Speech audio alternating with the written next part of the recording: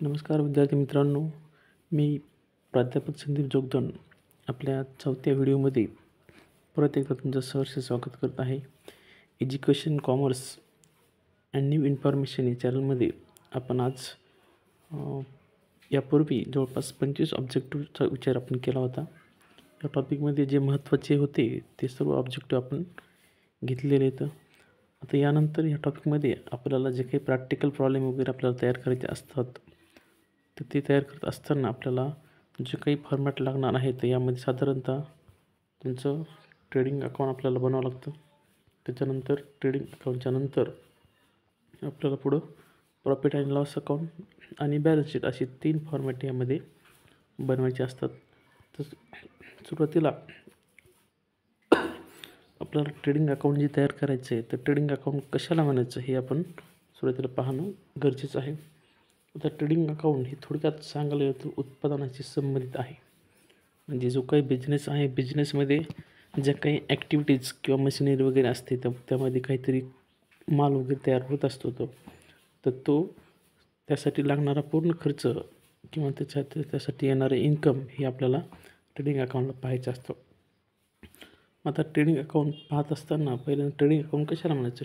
Trading account is prepare to find out gross profit or gross loss in the business carried out during the year. आपले कालपूर्वी आपण जे काही object वगैरे पाहिले त्यामध्ये देखील आपण असं पाहिलं होतं की आपल्याला to find out gross profit or gross loss which account is prepare. आपल्याला ग्रॉस प्रॉफिट आणि ग्रॉस लॉस काढायचं असेल तर कोणतं अकाउंट तयार करावं लागतं हे आपण काल पाहिलेल्या ऑब्जेक्टिव्हमध्ये आपण या ठिकाणी पाहिलं होतं. म्हणजे त्याचं उत्तर आपल्या ठिकाणी ग्रॉस प्रॉफिट किंवा ग्रॉस लॉस काढण्यासाठी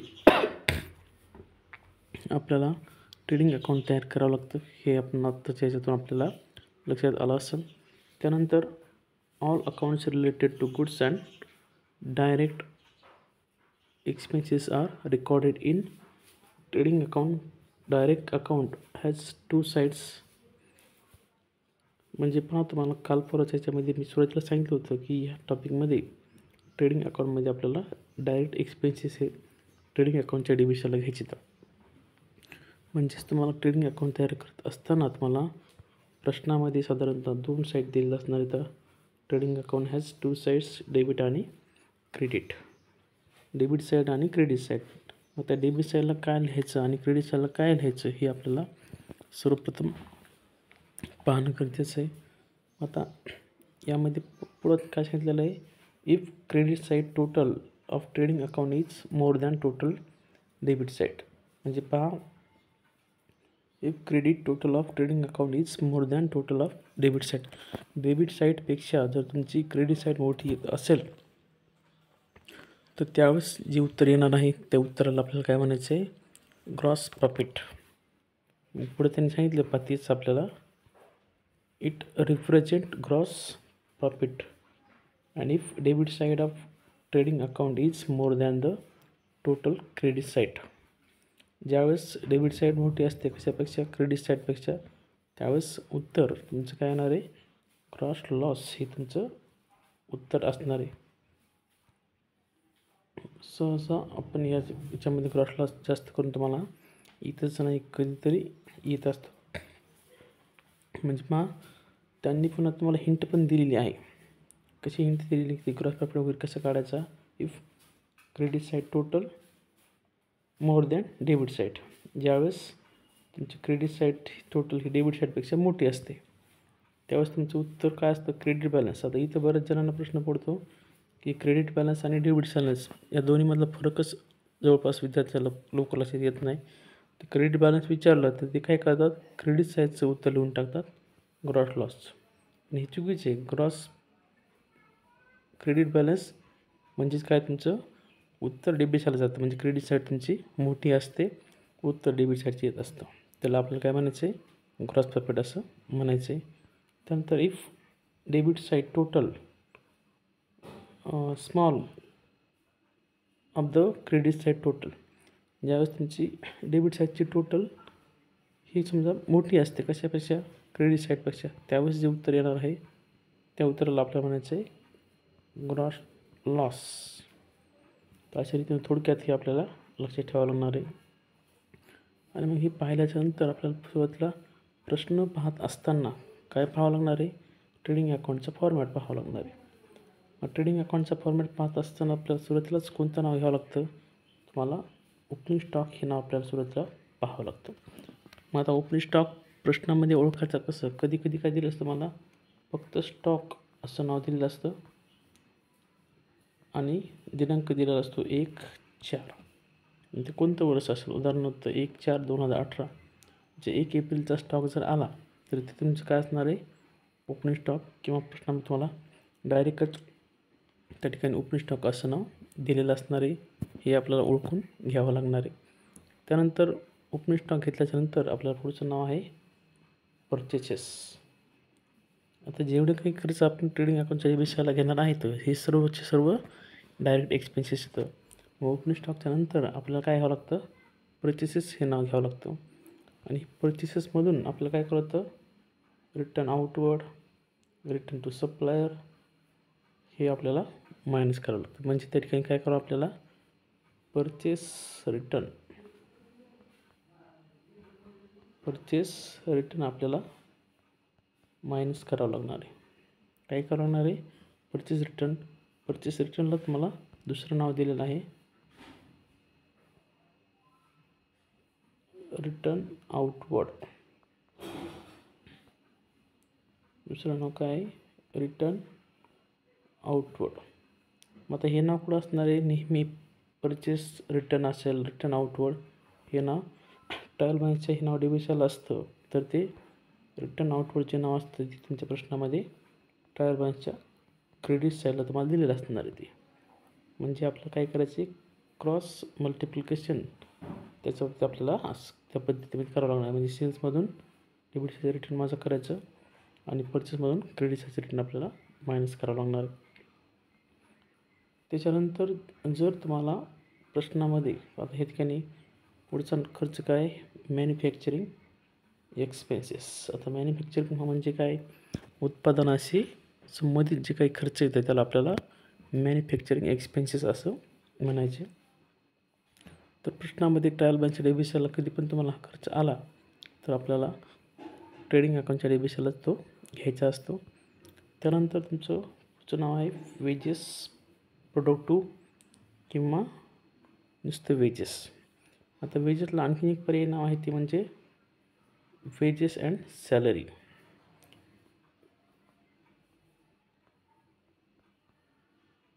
वेजेस अँड सॅलरी असं नाव जरी आलं तरी आपल्याला ते ट्रेडिंग अकाउंटच्या डेबिटलाच घ्यायचं असतं. त्याच्यानंतर आहे मोटिव्ह पॉवर. मोटिव्ह पॉवर हा देखील तुमचा ट्रेडिंग अकाउंटचाच खर्च आहे, म्हणून तो तुम्हाला ट्रेडिंग अकाउंटच्या डेबिटला घ्यावा लागतो. त्यानंतर पॉवर, फ्यूल अँड ऑइल. तर पॉवर, फ्यूल अँड ऑइल म्हणजे काय की आपल्याला माहिती आहे, ट्रेडिंग अकाउंट म्हणजे एखादा कारखान्यासंबंधात उत्पादनासंबंधात आपण जे काही खर्च पाहत आहोत तर त्यामध्ये उत्पादन करत असताना जे काही मशिनरी वगैरे असते, त्या मशिनरी आपल्याला माहिती आहे, त्या मशिनरी वापरण्यासाठी फ्यूल, ऑइल हे काही लागू शकतं. म्हणजे असे जे खर्च आहेत हे सगळे कुठं घ्यायचे आपल्याला ट्रेडिंग अकाउंटच्या डेबिट साईडलाच. त्यानंतर तुम्हाला मी मगाशी नाव सांगितलेलं पहा, वेजेस अँड सॅलरी. तर वेजेस अँड सॅलरी आलं तरी पण आपल्याला ट्रेडिंग अकाउंटच्या डेबिटला घ्यायचे. त्याच्यानंतर पुढचं नाव आहे फॅक्टरी रेंट. म्हणजे थोडक्यात फॅक्टरी शब्द कशाच्या संदर्भात देखील अगोदर जर आला, फॅक्टरी म्हणजे काय, कारखाना आहे. आता कारखान्यामध्ये कारखान्यामध्ये उत्पादन होतं, मग कारखान्याशी संबंधित जेवढं काही खर्च येतं सगळे खर्च आपल्याला ट्रेडिंग अकाउंटच्या डेबिटला पाहिजे. तर त्यांनी या ठिकाणी आपल्याला काय काय दिलेलं आहे, फॅक्टरी रेंट अँड टॅक्सेस दिले, हे देखील आपल्याला ट्रेडिंग अकाउंटच्या डेबिटलाच पाहायचे. तर त्याच्यानंतर आहे तुमचं फॅक्टरी लाईटिंग. म्हणजे कारखान्यासाठी जी काही लाईटिंग वगैरे आहे ती देखील आपल्याला ट्रेडिंग अकाउंटच्या डेबिटलाच पाहायची. त्यानंतर कोल, गॅस अँड वॉटर. म्हणजे कारखान्यासाठी आपल्याला माहिती आहे कोळसा, गॅस, पाणी वगैरे लागतं, हे सर्व काय तुमचे उत्पादनाशी संबंधितच खर्च आहेत, म्हणून ते देखील आपल्याला ट्रेडिंग अकाउंटच्या डेबिटलाच पाहावं लागणार आहे. त्यानंतर तुमचं पुढचं नाव आहे कॅरेज इनवर्ड किंवा नुसतं कॅरेज किंवा कॅरेज ऑन परचेसेस. म्हणजे पहा, फक्त जर तुम्हाला कॅरेज इनवर्ड असं नाव जरी आलं तरी तुम्हाला काय करायचं, ते ट्रेडिंग अकाउंटच्या डेबिट साईडला घ्यायचं आहे. कोणतं? कॅरेज इनवर्ड जर आलं तर. परंतु जर त्या ठिकाणी आपल्याला कॅरेज इनवर्डच्या ऐवजी कॅरेज आउटवर्ड हा शब्द जर आला तर तो मात्र इथं आपल्याला घ्यायचा नाही. मग ते कुठं घ्यायचं आहे? प्रॉफिट लॉस अकाउंटच्या डेबिट साईडला आपल्याला पुढं पाहायचंच आहे. त्यानंतर रॉयल्टी ऑन परचेसेस प्रोडक्शन किंवा रॉयल्टी. नुसतं रॉयल्टी जरी आलं तरी आपल्याला इथं घ्यायचं आहे. त्यानंतर कमिशन ऑन परचेसेस. आता नुसतं कमिशन जर आलं तर आपल्याला प्रॉफिट लॉस अकाउंटच्या डेबिट साईडला पाहायचं आहे. परंतु कमिशन ऑन परचेस आलं आहे म्हणजे ते आपल्याला इथं ट्रेडिंग अकाउंटच्या डेबिट साईडलाच घ्यावं लागणार आहे. त्याच्यानंतर तुमचं पुढचं नाव आहे कस्टम किंवा त्याला ऑक्ट्रॉय, डॉक चार्जेस असे 2-3 नावं आपल्या ठिकाणी सांगता येतील. तर हे देखील नावं कशी आहेत? तुमच्या उत्पादनाशी संबंधित आहेत किंवा ते देखील आपल्याला ट्रेडिंग अकाउंटच्या डेबिट साईडला घ्यावे लागणार आहेत. त्यानंतर आहे तुमचं क्लिअरिंग चार्जेस. आता क्लिअरिंग चार्जेस म्हणजे काय, की आपल्याला माहीत जे काही कच्चा माल वगैरे आपण बिझनेससाठी आणलेला असतो त्याच्यावरती आपल्याला काहीतरी प्रक्रिया करावी लागते. पण प्रक्रिया करण्या अगोदर ते आपल्याला क्लिअर करून घ्यावं लागतं. म्हणजेच या ठिकाणी तुमचा क्लिअरिंग चार्जेस तो आपल्याला इथं घ्यावा लागणार आहे. त्याच्यानंतर तुमचं पुढचं नाव तुम्हाला ठिकाणी दिलेलं आहे फ्रेट किंवा फ्रेट इनवर्ड. शक्यतो फ्रेट हे एकच नाव तुम्हाला ठिकाणी दिलेलं असतं. तर ते देखील आपल्याला ट्रेडिंग अकाउंटच्या डेबिट साईडला या ठिकाणी घ्यावं लागतं. त्याच्यानंतर तुमचं पुढचं नाव आहे इम्पोर्ट ड्युटी. आता पहा, इम्पोर्ट आणि एक्सपोर्ट दोन्हीमध्ये फरक आहे. इम्पोर्ट ड्युटी जर आली तर ती आपल्याला ट्रेडिंग अकाउंटला घ्यायची. परंतु जर तुमच्या प्रश्नामध्ये जर तुमच्या ठिकाणी एक्सपोर्ट ड्युटी जर आली तर ती इथं येणार नाही. मग ती कुठे येणार आहे? प्रॉफिट अँड लॉस अकाउंटच्या डेबिट साईडला आपल्याला घ्यावे लागणार आहेत. हा देखील फरक आपल्याला लक्षात घेणं गरजेचं आहे. आणि सगळ्यात शेवटी काय होतं आपलं इथं वर्क्स मॅनेजर किंवा foreman salary. Works manager salary म्हणजे जे काही वेळेस आपल्याला मजुराकडून काहीतरी काम करून घ्यावं लागतं, त्यासाठी देखील आपल्याला जी सॅलरी त्यांना द्यावी लागते त्याला आपल्याला वर्क्स मॅनेजर सॅलरी असं म्हणता येणार आहे. ती एवढीच तुम्हाला काय करायची, फक्त ट्रेडिंग अकाउंटची डेबिट साईड आपल्या ठिकाणी पाहावी लागते. त्यानंतर तुमची सुरुवात आपल्याला करावं लागते क्रेडिट साईडची. क्रेडिट साईडला तुम्हाला पहिलंच नाव काय आहे? सेल्स आहे. जसं की आपण इकडे डेबिट साईडला परचेस घेतलं तसं इकडं सेल्स आहे. या सेल्समधून आपल्याला काय करायचं आहे? सेल्स रिटर्न हे आपल्याला मायनस करायचे किंवा return from customer, return on credit side of trial balance. मग इथे आपल्याला ठिकाणी त्यामध्ये पाहावं लागतं सेल्स रिटर्न. सेल्स नाव जर तुमचं क्रेडिट साईडला असेल तर त्या सेल्समध्ये आपल्याला काय करायचं आहे? डेबिट साईडचं रिटर्न आपल्याला मायनस करायचे. एवढं घेऊन तुम्हाला ॲडजस्टमेंटला त्या ठिकाणी म्हणजे आउटरला सेल्सची रक्कम घ्यावी लागतं. त्याच्यानंतर तुम्हाला ट्रेडिंग अकाउंटच्या क्रेडिट साईडला जे काही पुढचे नाव आहेत ते सर्वचे नाव आपल्या ठिकाणी ॲडजस्टमेंटला पाहायला मिळतील. तर ते वाक्य कोणतं आहे? By goods destroyed by fire. आता गुड्स डिस्ट्रॉयड बाय फायर म्हणजे काय, की वस्तू आगीमध्ये जळाल्या. आता वस्तू आगीमध्ये जळाल्या म्हणजे आपल्या ठिकाणी काय व्हायलं आहे? नुकसान व्हायलं म्हणजेच आपल्या त्या ठिकाणी लॉस व्हायला आहे. म्हणून तो लॉस होणार आहे. म्हणून आपल्याला नॉमिनल अकाउंटचा नियम काय सांगतो? Debit all expenses and losses. मग लॉस व्हायला म्हणून आपल्याला प्रॉफिट लॉस अकाउंटच्या डेबिट साईडला आपल्याला दाखवायचं आहे. परंतु तुम्ही म्हणता ट्रेडिंग अकाउंटच्या क्रेडिट साईडला का घेतलं आहे? तर ट्रेडिंग अकाउंटच्या क्रेडिट साईडला घेण्यामागचं कारण त्याचं एकच आहे की ते आपल्या बिझनेसमधल्या वस्तू होत्या, म्हणून तुम्हाला ते काय करायचं आहे? ट्रेडिंग अकाउंटच्या क्रेडिट साईडला आपल्या ठिकाणी दाखवावं लागणार आहे. त्याच्यानंतर तुमची पुढची ॲडजस्टमेंट तुम्हाला पुढचं वाक्य काय असणार आहे? Goods taken over bye partner for personal use. आता पर्सनल यूज हा शब्द तुमच्यासाठी अत्यंत महत्त्वाचा आहे. विशेषतः कोणत्या टॉपिकमध्ये पर्सनल यूज जर आलं तर ती तुमची काय असते? नेहमी ड्रॉईंग असते. तुमची असते ती ड्रॉईंग. आणि ड्रॉईंग नेहमी आपण कुठं घेत होतो? आपण कॅपिटलमध्ये नेट प्रॉफिट ॲड केल्याच्यानंतर वगैरे आपण मायनस करतो. परंतु ही जे वाक्य तुम्हाला आलेलं आहे किंवा ही जी ॲडजस्टमेंट आहे ही कुठं आलेलं आहे, ॲडजस्टमेंट आल्यामुळं.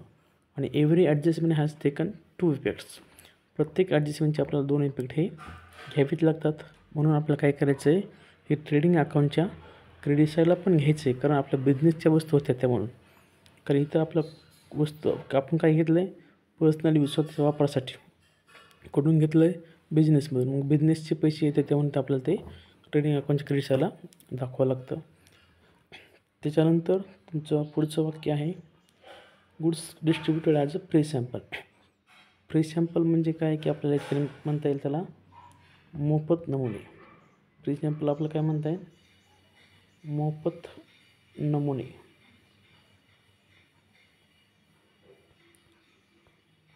तर हे मोफत नमुने काय असतात, तर आपण ज्यावेळेस काय करतो तर कुठंतरी वस्तू घेत असताना त्याचं एक सॅम्पल वगैरे आपण पाहत होतो.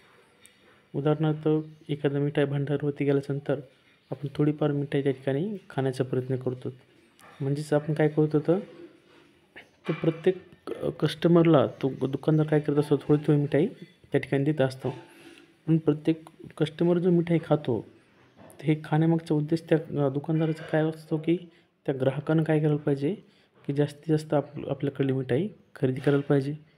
हे तुम्ही वशिममध्ये देखील पाहिलेलं आहे की मार्केटिंग वगैरे कशी करायची त्या पद्धतीचा. म्हणजे एक goods distributed as a free sample हा आपल्या ठिकाणी एक जाहिरातीचं माध्यम म्हणून आपल्या ठिकाणी ओळखता येईल. त्याच्यानंतर सगळ्यात शेवटी आपल्याला या ठिकाणी पाहायचं ते म्हणजे क्लोजिंग स्टॉक. काय पाहायचं आहे, closing stock.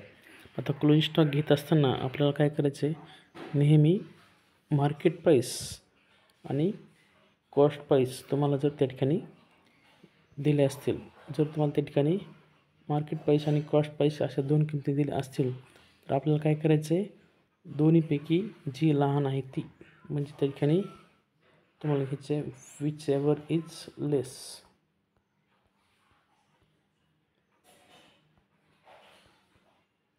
Which ever is less, जी लहान किंमत आहे तीच आपल्याला दोन्हीपैकी या ठिकाणी घ्यायची. आणि शेवटी तुम्हाला goods given as a donation. तुमच्या बिझनेसमधल्या तुम्ही वस्तू जर कोणाला डोनेशनच्या स्वरूपामध्ये दिल्या तर ती देखील आपल्याला ट्रेडिंग अकाउंटच्या क्रेडिट साईडला आपल्या ठिकाणी घ्यावं लागतं. तर अशा रीती थोडक्यात आपलं काय करायचं आहे, एवढे नावच फक्त तुम्हाला ट्रेडिंग अकाउंटच्या डेबिट साईडला येतील. याच्या पलीकडे तुम्हाला नवीन नाव कोणतंच मला सहसा तरी भेटणार नाही. त्यामुळे हा फॉर्मॅट व्यवस्थित सर्वांनी काळजीपूर्वक वाचायचा आहे आणि तो समजून देखील घ्यायचा. आता एवढं घेतल्याच्यानंतर आपली काय होते, याची दोन्ही साईडची टोटल करायची. दोन्ही साईडची टोटल म्हणजे कशी करायची, ही डेबिट साईड टोटल आणि इथं अशी तुमची क्रेडिट साईडची. क्रेडिट साईड जर तुमची जर मोठी असेल, क्रेडिट साईड जर तुमची मोठी असेल तर उत्तर डेबिट साईडला तुमचं येणार आहे ग्रॉस प्रॉफिट. उत्तर काय येणार आहे, ग्रॉस प्रॉफिट. आणि जर तुमची या ठिकाणी डेबिट साईड मोठी जर असेल तर उत्तर तुमचं क्रेडिट साईडला जाणार आहे. काय उत्तर येणार तुमचं, ग्रॉस लॉस. तर अशा रीतीनं हे तुम्हाला ट्रेडिंग अकाउंटचं ग्रॉस प्रॉफिट ग्रॉस लॉस कसं काढायचं हे आपल्या ठिकाणी पाहता येईल. अशा रीतीनं हा तुमचा फॉर्मॅट आजच्या व्हिडिओमध्ये आपण एवढंच पाहणार होतो. उद्याच्या व्हिडिओमध्ये आपल्याला प्रॉफिट अँड लॉस अकाउंट काय असतं, प्रॉफिट अँड लॉस अकाउंट कशाला म्हणायचं ते आपल्याला इथे पाहायचं आहे. त्यामुळे असेच तुम्हाला नवीन व्हिडिओ फक्त अकाउंटचेच नाही तर पुढं चालून तुम्हाला वाणिज्य संघटना असेल, चिटणीसाची कार्यपद्धती असेल किंवा बाकी विषयाचे देखील तुम्हाला यामध्ये येणार आहेतच. त्यामुळे सर्वांनी परत एकदा ज्यांनी चॅनलला सबस्क्राईब केलं नाही अशांनी चॅनलला सबस्क्राईब करा आणि लाईक करा. धन्यवाद.